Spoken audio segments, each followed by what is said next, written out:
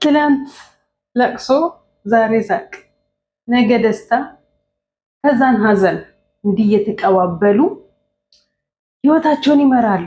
የኛ ሀገር ዩቲዩበሮች የኛ ሀገር ላይፍ እንዲህ ናት።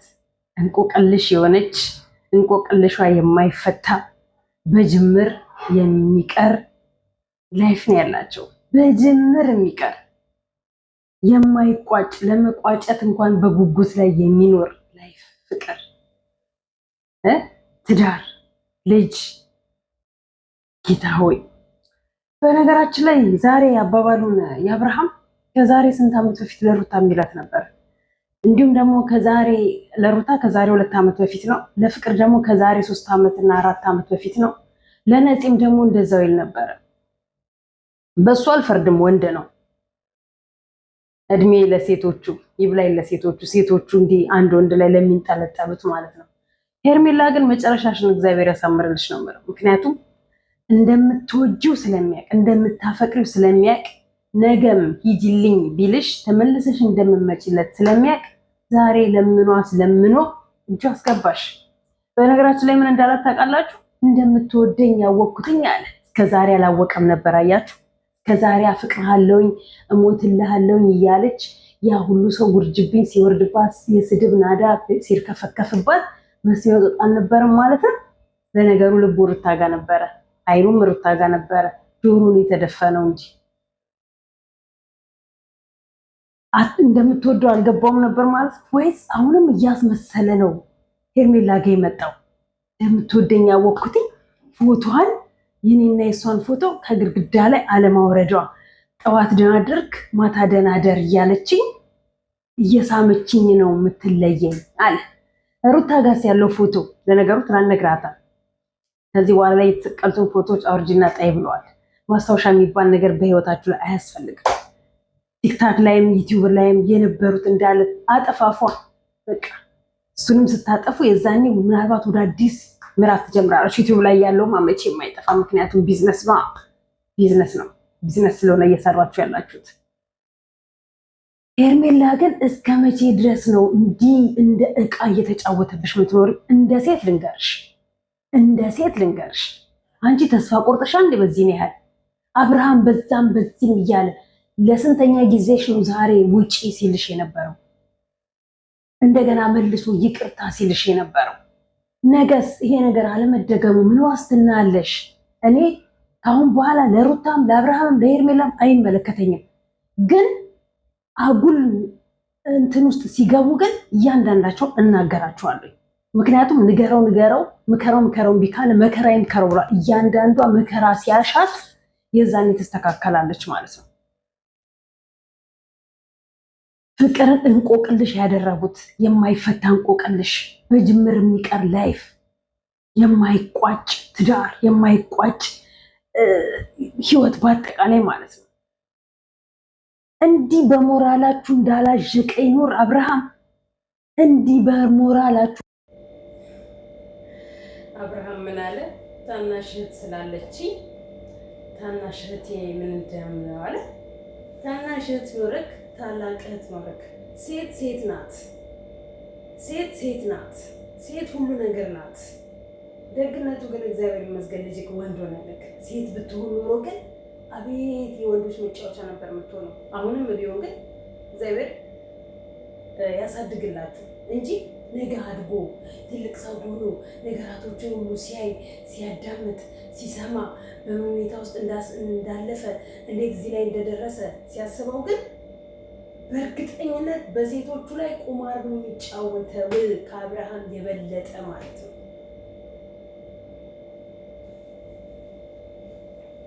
እቺ ደግሞ ምን አለች? ልጁን ካሜራ ላይ ታውጭ። ልጁ ምን ሊደረግ ነው? ምን ሊያደርጉት ነው? ሜሮን ማለት ነው። ሁሌ የምትሄደው ሴራ፣ ሁሌ የምትሄደው ተንኮል፣ ሰው የማያስበውን ነገር ሰው እንዲያስብ የምታደርግ፣ ሰው ቦታ ያልሰጣትን ሰው ቦታ እንዲሰጣት የምታደርግ፣ በግድ ቤቱን ለቀሽ ውጪ፣ ፎቶን አውጪ በማለቷ ሁላችንም እንደግፋለን። በቃ ከመጀመሪያ ጀምሮ እስካሁን ራሱ እንዴት እንደሄደች አልፈልግህም እያለችው እንደማትፈልገው እየነገረችው ፎቶን ፈልጋ እሱን አልፈልግህም ብላ ማስቀመጧ ቤቱን እሺ ሳይወድ በግዱ ለልጁ ሲል እየከፈለበት ቀብረር ብላበት ትኖራለች። አሁን ደግሞ የቤት ስራ ሰጥቻት ነገ ምን ሩታና አብርሃምና ሄርሜላ ሽማግሌ ሳይሆን ያው ታገቢኛለሽ ፕሮሚስ ያደርግላት እስከምታይ እንድታይ እሱን አያሳሰብሽ ማንሽ ስሙ ሜሮን ወይስ ምን ሆነ ያስጨነቀሽ ነው ያሳሰብሽ? የሆነ ነገር ጥሩ ስሜት ላይ አይደለም፣ ጥሩ ደስተኛ አይደለም። ማን ምን ሊያረጋት? ማን ምንም የሚያረጋት ነገር የለም። ትናንትና በነበረው ጀግንነቷ ብትቆይ ኖሮ ዛሬ ሄርሜላን ከአንድም 3-4 በይቅርታ እንደሚለምናት ሁሉ ሩታንም ይቅርታ ብሎ በለመናትና አብሯት በኖረ ነበረ። በገዛ እጇ ነገራቶቹን ሁሉ መስቀልቀሉን አወጣች። እየወደደችው እያፈቀረችው ተለየችው። ያቺኛዋ ደግሞ በቃ በእንትን ነው ሄርሜላም በእልህ ነው አሁን እሺ ብላ አብረው የምትቀጥለው። ሩታም እልኋ ገና ይቀጥላል፣ አታቆምም። በሌላ ሴት የምትልክባት ሩታ ናት። ሄርሜላ ጋር ሌላ ሴት የምትልክባት ማለት ነው። አለቅ ምስቅልቅላቸውን ነው የምታስወጣቸው። ያቺን ከተማ ለቀው ሌላ ሰው የማያውቀው ቦታ ላይ ካልሄዱ በስተቀር ነው ምስቅልቅላቸው። እሷን ብቻ አለችም ዳኒ አይተዋቸው፣ ሄርሜላንና አብርሃምን አይተዋቸው። ምክንያቱም ጠላት አይተኛም። አለቅ ዛሬ ለዚህ ነው ዛሬ ደስታ ነገ ሀዘን፣ ትናንት ሳቅ ነገ ለቅሶ የሚሆንብን ማለት ነው። ራሳችንን አምነን ስለማንንቀሳቀስ ሰዎችን ማመን ስለማናቆም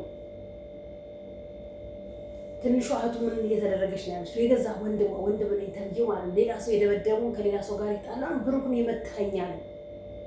የኤፍሬም ተንኮል ገና ገደል ይከቷል። ስንት ሰው ጋር ነው ከቡታጅራ ልጆች ጋር የተጣለው ኤፍሬም።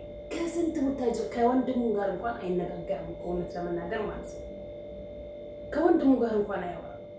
በዚህ ያህል የሰውን ህይወት ለመበጠጥ ያልመታህን ያላደረገህን መታኝ ያደረገኝ ብለህ እህትን ምን እንደተባለው ምን ቆማ እንድትቀልብ ትፈልገው። በእርግጥ ብሩክም ትንሽ ጥፋት ሊኖርበት ይችል ይሆናል። ከዛ በዘለለ ግን እሷም እንደ ሴት ተረድታው ሰምታው ነበር።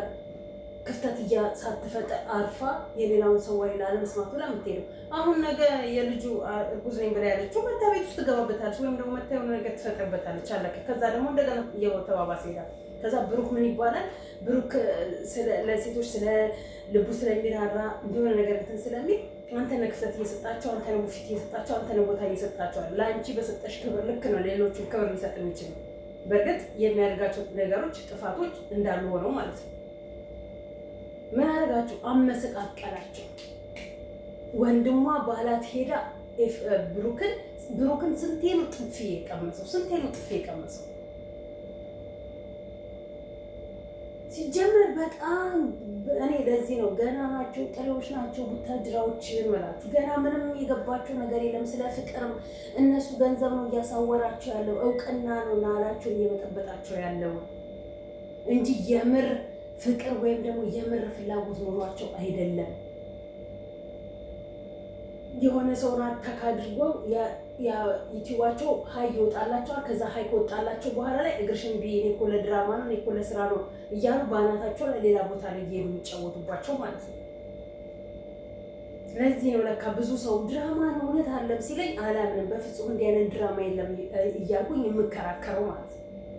በኤፍሬም የቡታጅራው የተንቢ ወንድም እንኳን በሱ አየነው እኮ ምን ያህል ድራማ በልጅቷ ላይ ምን ያህል ቁማር እንደተጫወተባት። ዛሬ እሷ መድኃኒት ጠጣ ሆስፒታል ገብታለች። መድኃኒት ውጣ ማለት ነው ደግሞ ለወንድ መድኃኒት ማለት ነው። ለዚህ ዘመን ወንድ ማለት ነው ያው አይን እያየ ስንት ሴቶች ጋር ለሚሄድ ወንድ ማለት ነው። ህይወት አይኖርሽም እንደ አንቺ ምን ራስን ኩል አድርገሽ አቶች ማጋየት እንዲህ ምንድን ነው ወንዴ ደብለሽ ደግሞ ራሱን ማጥፋት ደረጃ ላይ የምትንጠራጠው። በዚህ ሄርሜላ ጀግና ነሽ ብዬ አስባታለሁ።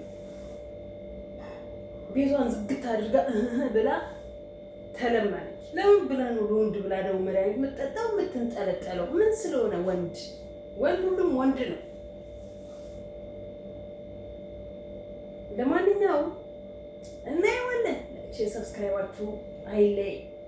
ሌላ ርዕስ ውስጥ እስከምንገባና በሌላ ስራ እስከምንመጣ ድረስ መግቢያ መውጫ መንገዳችን እነሱ ናቸው ብለን ተያይዘን አብረን እየሄድን ነው። ለማንኛውም ላይክ ሼር ሰብስክራይባችሁ ላይ መስማ ከስራ ገብታችሁ የምታዩት እንቅልፍ እንዴት ደስ እንደሚል ምን ለመናገር አንድ ሰዓት ቢሆን ሰላም አግኝታችሁ ከዛ ስትነቁ ስራ ትሰራላችሁ ማለት ነውና አመሰግናለሁ። ደህና ሁኑልኝ።